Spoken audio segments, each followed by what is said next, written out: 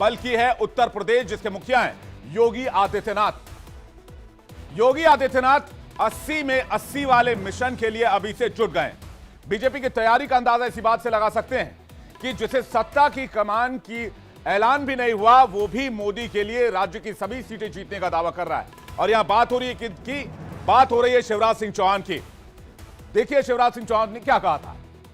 छिंदवाड़ा से मिशन 29 हमने प्रारंभ किया है। मतलब नरेंद्र मोदी जी भारत के प्रधानमंत्री बनेंगे ही, लेकिन 29 की 29 लोकसभा की सीटें जीत के उनकी झोली में ढालना है, 29 कमल के फूलों की माला पहनाना है। मिशन 29 का प्रारंभ छिंदवाड़ा से किया। जाहिर है जहां शिवराज सिंह चौहान 29 की 29 सीटें देना चाहते हैं, तो वहीं सीएम योगी आदित्यनाथ इससे पहले कई बार कह चुके हैं कि उत्तर प्रदेश में 2024 में 80 की 80 सीटें जीतेंगे। और इसके लिए मुख्यमंत्री योगी आदित्यनाथ की तर्कश में विरोधियों के खिलाफ एक नहीं कई तीर हैं, जिसमें विकास भी है, जिसमें हिंदुत्व भी है, जिसमें धर्म भी है, जिसमें अयोध्या भी है, जिसमें बाकी मुद्दे भी हैं। अब कैसे आपको बताते हैं, जब आज योगी पीएम मोदी से मिले तो 2 आयोजन के लिए न्योता दिया गया।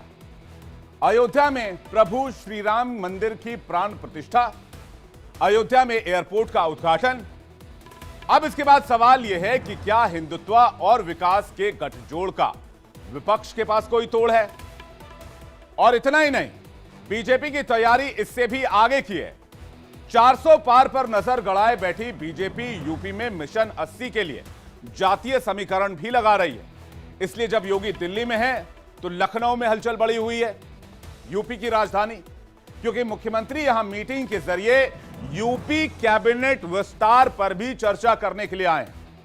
पीएम से मीटिंग के बाद उन्होंने एक ट्वीट किया जिसमें उन्होंने पीएम मोदी का धन्यवाद किया। वो तस्वीर आप इस वक्त देख रहे हैं, उस ट्वीट की तस्वीर जिसमें प्रधानमंत्री मोदी का धन्यवाद करते हुए नजर आ रहे हैं योगी आदित्यनाथ। सीएम योगी का दिल्ली दौरा, यूपी के मंत्रिमंडल विस्तार की चर्चा जोरों पर है, क्योंकि यह दौरा काफी अहम बताया जा रहा है। केंद्रीय नेतृत्व से इस मुलाकात के जरिए फाइनल किया जा सकता है कि यूपी कैबिनेट में क्या बदलाव होंगे। अंदर खाने से सूत्रों के हवाले से जो खबर मिल रही है, उसमें कुल 7 से 8 बदलाव होने की गुंजाइश है, जिसमें ओपी राजभर, दारा सिंह चौहान जैसे नाम भी शामिल है। तो कुछ चेहरों को प्रमोशन भी मिल सकता है। अगले हफ्ते तक पूरी फाइनल लिस्ट का ऐलान हो जाएगा और सब कुछ हो रहा है 2024 को देखते हुए।